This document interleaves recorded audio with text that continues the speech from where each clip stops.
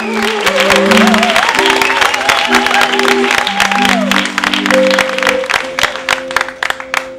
I grew up in San Diego. I'm from Southern California, proud of it. And we do a lot of horrible things when we're young. I was around 16 years old. I was 16 years old. I wasn't around 16. 16 years old, in between egging houses and blowing up mailboxes. I dabbled ever so slightly in a little credit card fraud. It's not, I know, right away everyone's like, bad man. It wasn't that huge back then. Like people, anyhow, my buddy and I, we were sitting in Rubio's Fish Taco, and it's this fish taco place, and I got my receipt, and the one that says, you know, for the customer, not for them to keep. I'm like, it has my number, my name, the expiration date, it had everything you need to buy shit. All right, and I couldn't believe it, and I was like, dude, we have to grab a few of these. My friends, they did all the bad stuff, and I never got any credit because I never came up with the idea. I just followed through with it, you know, and this time I was like, look, it has everything. Like, no, they wouldn't put everything on one piece of paper, and I proved it to them. I showed them I could buy more food by just with this information right here. So we realized, you know, if we go in the dumpster, all the idiots that just throw that crap away and don't rip it up a bunch, they just dump it there, and we're a bunch of kids, so we're just digging through the trash can behind Rubio's. People come up to us and they're like, what are you doing? And we're like, and I pointed to my buddy, I'm like, he lost his retainer. Because that's funny. Because I was like, you don't even have a retainer, but you look like you would, because you're stupid. And they're like, oh, dumb kids lost their retainers. You know, so no one questioned us, but all in all, we had like 20 credit card receipts in our pockets, and it was awesome. And we had all these credit cards, and what are we gonna do? Like, we had gotten as far as having all the information. Now we had to figure out, like, the heist. Like, what were we gonna do? And we thought, you know, what if we throw a rad techno party? Because we're into techno music. And we thought, we're gonna do it. So we find American DJ Supply. American DJ Supply. And we find it, and we're like, we're gonna get, because if you're gonna have a rad techno party, you need a smoke machine, and you need a light that goes boo, boo, boo, boo, like to the beat of the music, or else it's just a kegger, you know? So we did it, you know? We found the house. There was these houses that had just been built, and they were these tract houses built on this dirt lot where we used to do a lot of bad things. That's another story. But they took it away from us, and they built these fucking houses, and they're so awful, and they were all the same, but just pointed in a different direction. And we, you know, they had all been filled mostly, except there was a couple of them that hadn't been filled, and you couldn't really look in and see if anyone lived there. So like, that's our address. That's it. We staked it out. We saw when UPS cruised by around 3-ish, and we called American DJ Supply. And we're like, we need a smoker and one of those lights that goes to the beat. And we said, we live in a very safe neighborhood, so in the comments section, can you please put, please leave boxes at door, no signature necessary. Red flags, right? Who would do that? So so everything's set, we give them all the information, and we go to stake out this place.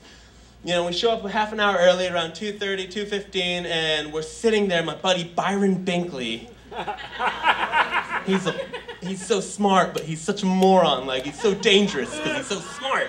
And just dangerous, man. Everything he says is stupid, but he went to Chinese camp and chess camp when I was just sitting at home redoing last year's math class. And there's no reason we should have been friends.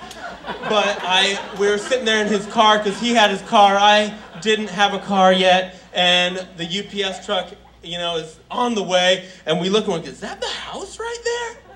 Is that the fucking address we used? There were people moving in.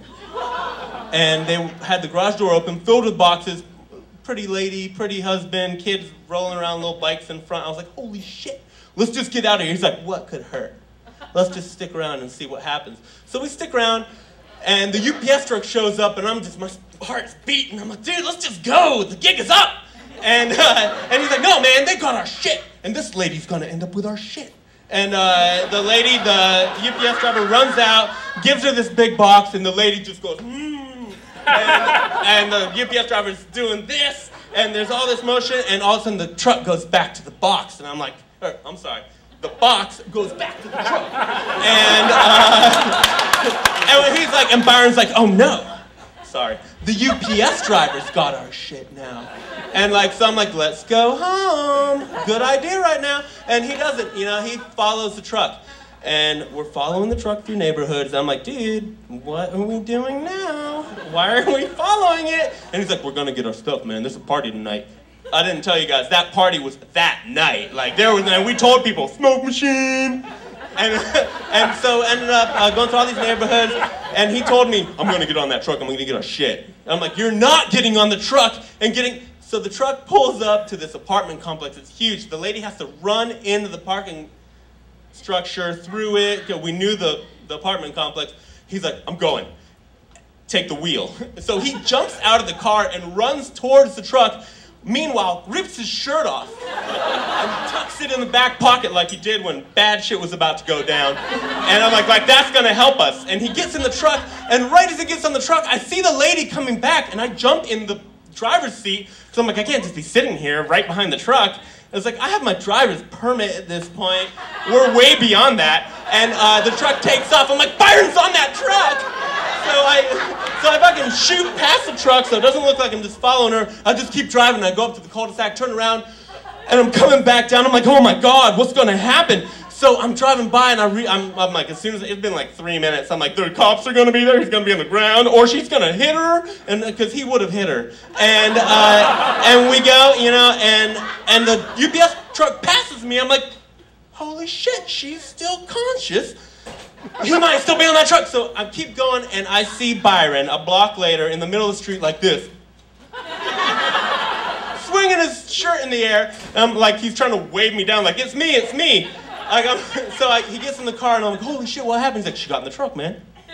So I hid behind the box. Luckily, that was the box that said, American DJs Club. And I was like, yeah! I'm like, did you get it? He's like, yeah, it's a block down in some bushes. She got out of the truck. I threw him in a bush, and I got out, and I just stood here and waited for you. And I was like, what? It was the raddest party we ever had.